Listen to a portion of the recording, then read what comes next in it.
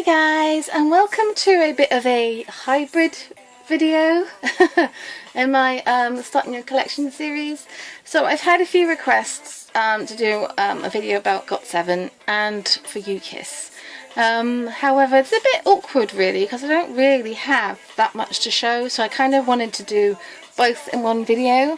It's difficult. It's weird having Starting Your Collection video for GOT7 because they've only been around for a year.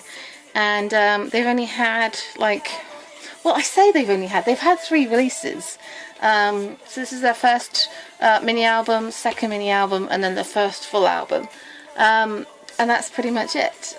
So I could probably have done a video just with that one, but I've had requests to do UKISS as well, and I really only have these 2.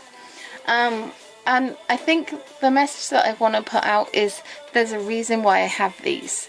Especially for UKISS, they've got a lot of stuff, and it's really difficult to choose from. So the reason why I have these 2 is because I believe that Neverland is their best album ever.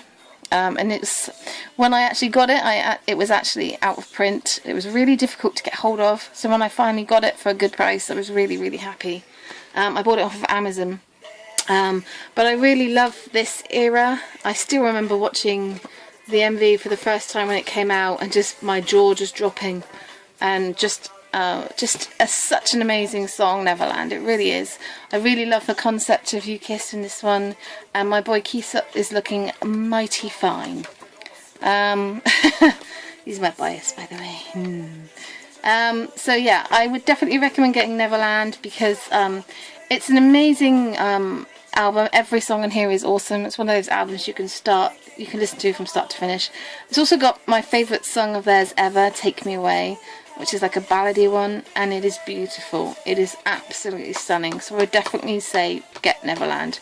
I also have Break Time, which is like their 3rd or 4th mini album. I really love the packaging for this one. It's really awesome. It's such a beautiful photo book. UKISS just looks gorgeous in it as well. And Alexander looks, they all look gorgeous in the photo book. But the album itself is really good. I would definitely recommend it because it's amazing. As for other UKISS albums, the only ones I would ever feel tempted about getting would be their Stop Girl and their Quit Playing Games. I don't know, the sexy one, whichever one that one is. I'm not a Kiss Me, so that's my collection. So I would say definitely recommend getting those 2 before you get anything else, but that's just my personal opinion. As for GOT7, it's really difficult because, I mean, they've only been around for a year, so I personally would recommend getting the first mini album, only because it has a lot of special meaning for me. It's an album that I can listen to from start to finish, and I think it's actually a flawless debut album. I think it's one of the best debut albums ever. Maybe not packaging wise, because the packaging is shocking, but I would definitely recommend this because when this came out I played it so much. It's like the music on here is collectively the most solid that they've released. You know, they've got Love. I really enjoyed A. A lot of people didn't like A, but I really love a good summer tune. So Good Tonight is my favourite song on this album, to be honest with you. But I would definitely recommend getting this one as well. This is their full album though, so there are 2 versions, but there are a lot of tracks on here. Girls, Girls, Girls and A on here as well, so maybe start with this one. I would only recommend getting the first one because it's special to me. But this one's got a really nice photo book. I'm not a big fan of the 80s styling. I remember the 80s and I wonder why they chose to style them the way that they did. Only Bam Bam and Yum looks delicious. But then he's my bias, so, you know, whatever. I'm just not a big fan of the styling for this comeback at all. But, you know, that's just me. The album is really good, but it's not an album that I listen to as much as I listen to this one. This is the one I listen to the most.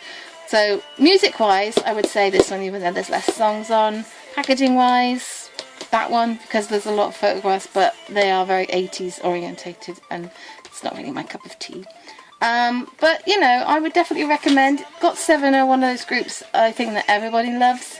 I really love them. I think they're amazing and very talented, and I will definitely keep on supporting them because they're awesome.